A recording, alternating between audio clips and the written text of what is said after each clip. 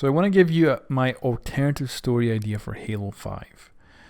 And this is because the story in Halo 5 is not great. So this is kind of my idea of what I've come up with, and I kind of like it. I want to share it with you.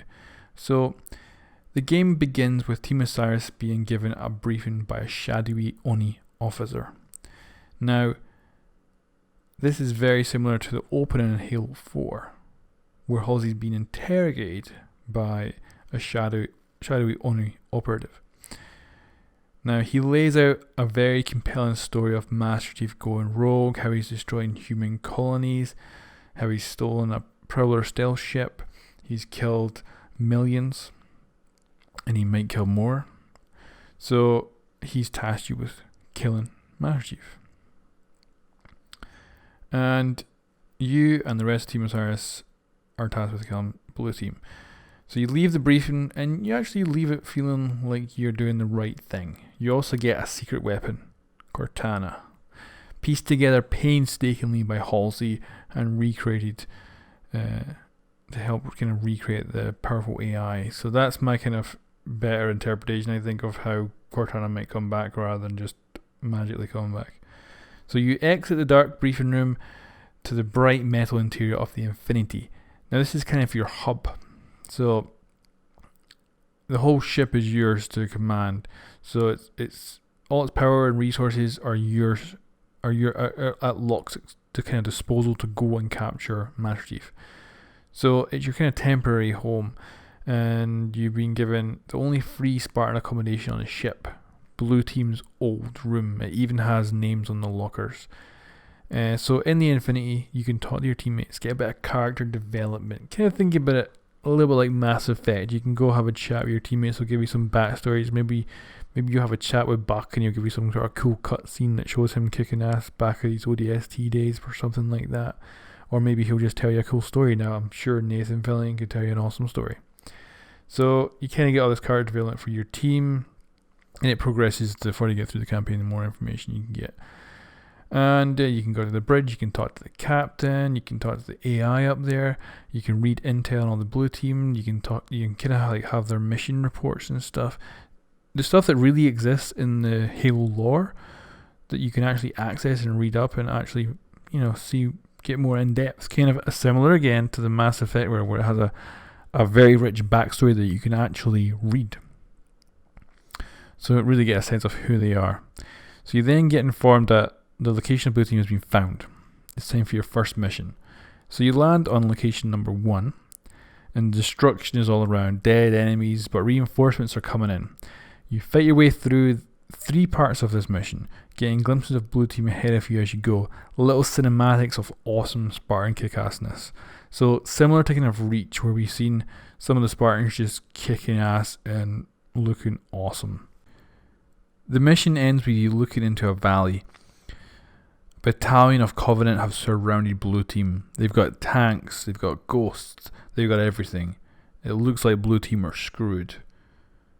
You then watch as Kelly rushes through the middle at incredible speed, right through the middle of the Covenant, drawing the fire as John and Fred jump into the race, ripping them apart with their armored-powered hands. Linda sniping anything that gets close to her teammates. As Blue Team finish off the Covenant army, your Oni contacts order you to open fire.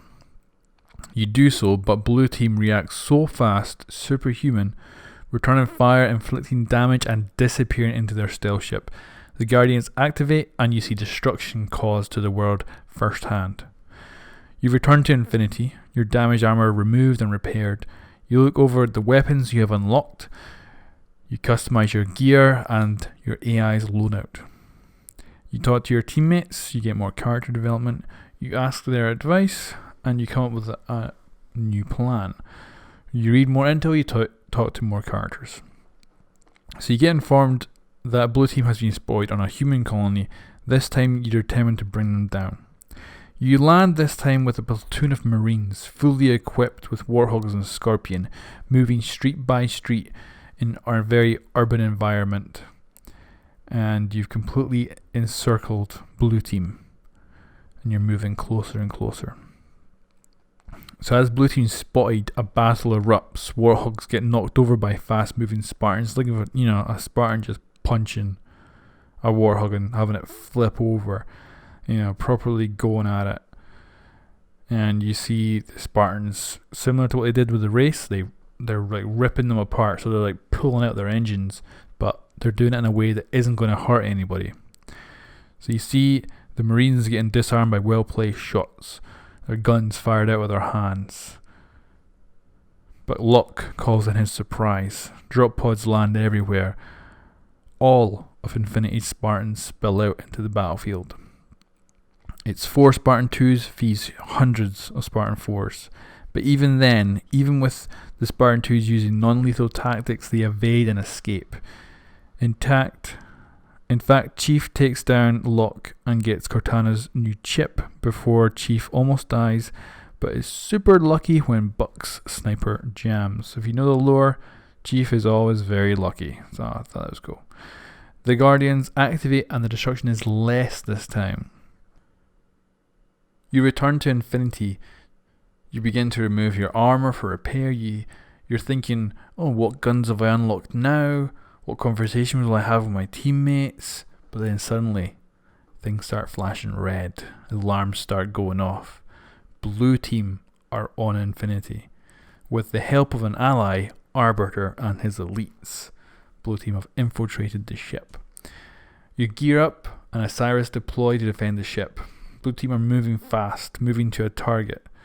You engage elites and then blue team one at a time in boss style fights, with each retreating as your team of 4 succeed, but they were just there to slow you down. You also have a showdown with the Arbiter, which I think would be freaking awesome because he looks amazing. You find out their objective is the Oni officer. They grab him and begin to head for their stealth prowler. As you arrive, blue team jumps you. They grab Locke and the Oni officer and disappear into the prowler. After a successful escape, Chief begins to tell Locke the truth. This is when the player's point of view switches. You're now in the Chief's head, looking at Locke. The Chief's voice fades away. The screen goes to black, and then light comes back. This is when your first mission as the Chief starts. So light comes back to you. You start to watch blue team as they break into the Oni installation that they're trying to retake from the Covenant. This is exactly the mission we see in Halo 5. At least this is what I'm thinking.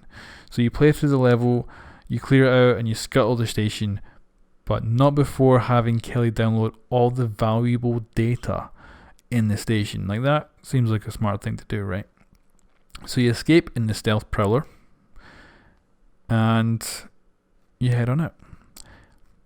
And now after the mission, you're on the prowler. So it's similar to the kind of Infinity Hub, but way smaller. So you can still do a lot of the same things. You can talk to your teammates for backstory and character development. They'll tell you kind of kick-ass stories about what they've done or things like that, or maybe like reminisce about past missions and how they did this or that, and how they worked as a team. So you get a real feeling of why they're a family. So you can also read intel and stuff like that too. You can have plenty of things to do. So something else is going on, and you start talking to Kelly. Now, Kelly is your resident hacker. So in Blue Team, she is the hacker. This is actually in the lore and in the story, if you read any of the books. So, as she's done in the past, she's a rather curious girl. She likes to kind of know what's going on. So she kind of starts to snoop into data that she gets her hand on that she really shouldn't be. So she starts to snoop into this data that that you guys have recovered from the station, and she's shocked at what she finds. So she starts to tell the Chief what she's found out. And this is that Oni is behind the Guardians coming online. The Oni has grown so large and powerful that they've become corrupt with power. They want nothing short of galactic domination, and they can do it with the Guardians. So all the missions would then play out from Chief's point of view. But of course with your co-op, well, either with your AI or your co-op guys. And you could play those missions out any way you want. Even you'd see the big battles and stuff, and you could play them out completely differently if you wanted to, or you could try and play them out exactly the same as you've seen them from Locke's point of view. So everything plays out until you reach to the point of capturing Locke and the Oni officer. Of course, though, you'd have like kick-ass cutscenes with like getting the Arbiter on your side and things like that. But mostly it would be replaying pretty much the same missions and the same levels again. But the enemy placement would be a little different variations on the enemies to kind of vary it up. But I think it'd actually be quite smart because you're reusing the same terrain. So it should be, I would think, game development wise, a little bit easier to develop that, perhaps. So Locke now knows the truth. So he's dropped off on a world in order to be reunited with Infinity and his team. So the blue team head off to a Forerunner world now run by Oni. The game ends with Locke telling his team the truth. Buck yells with happiness. Now blue team will act on the outside while Team Osiris will take down Oni from the inside. Cue Halo 6. So let me know in the comments if you think my idea is terrible, good, bad, whatever you want. Thanks very much for watching. Catch you later.